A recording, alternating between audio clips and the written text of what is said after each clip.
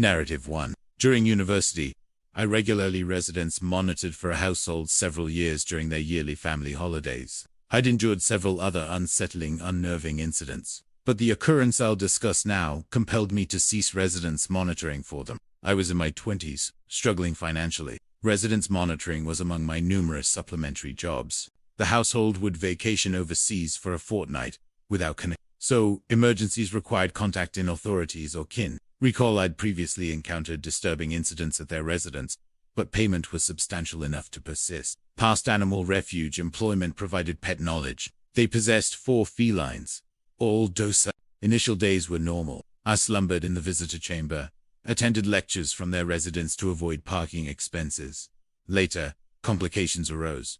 My companion visited with supper. We viewed television in the visitor chamber before he departed, experiencing an intense instinct requiring him to depart, urging me to accompany him.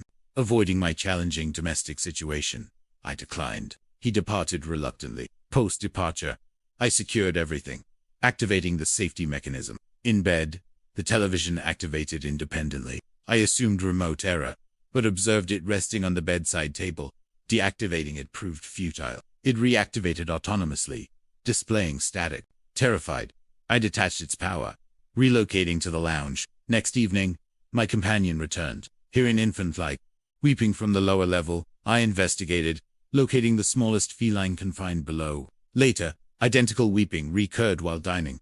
Investigating downstairs revealed emptiness. Ascending, I discovered all 4 felines encircling my horrified companion. None had descended. I instantly gathered my possessions. For the remaining duration, I only visited daily for pet maintenance. Afterwards, I communicated my resignation. Retrospectively, incidents intensified annually. I should have ceased earlier. Contacting my sibling revealed they'd concealed their own encounter to avoid frightening me during my savings effort.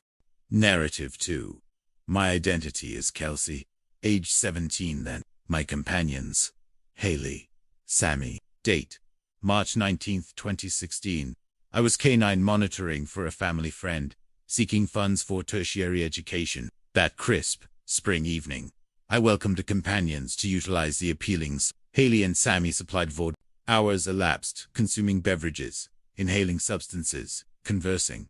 Subsequently, repeated telephonic rings occurred. The landline was supposedly inactive. We disregarded initial rings. The calls persisted relentlessly. Sammy ultimately responded. A masculine voice professed possessing the proprietor's purse at a refueling establishment distant, demanding urgent retrieval. We found this highly peculiar. After extended insistence, Sammy refused departure. Disconnecting, we experienced stomach unease. Seizing the hound, Willis, we retreated to a rear chamber, securing it. Impaired reasoning from substances led us to deem it paranoia. Later, we relocated to the lounge, screening a comedic film.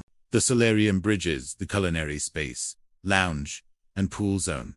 Its exterior portal lacks fastening. Willis required backyard access, so we left the interior solarium portal unsecured. Around 3 a.m., an overwhelming surveillance sensation overcame me. Peering culinary wards, I discerned a shadowy figure stooped, accessing a cupboard. Elbowing Haley, I whispered my observation. The shape rotated, our gazes locking. Vivid azure orbs, visible beneath his obscured vis. Sammy shouted expletives commanding exit. He serenely shut the cupboard, exiting via the solarium. We huddled distantly, dialing emergency services. Law enforcement appeared swiftly, inspected, guarded overnight. We evacuated immediately, abandoning our belongings. Returning next dawn revealed disturbed garments and crumbs by the canine portal. The caller and intruder remained unidentified. I've never revisited. Narrative 3. Age 28. Lifelong phoner affection guided my profession as a veterinary helper. I supplemented earnings by domicile monitoring fauna during proprietor absences. A gentleman named Jeremy contacted me. He required oversight for his elderly macaw, Ringo, and a cat, Casper, offering $300. Accepting, I met him. He appeared 50s, graying, affable. He demonstrated Ringo's care. The avian exclaimed Daddy's home upon seeing Jeremy. He indicated restricted chambers beyond my allocated guest suite. Being herbivorous, I supplied personal meals. Post Jeremy's twilight departure, I relaxed beside Ringo's enclosure.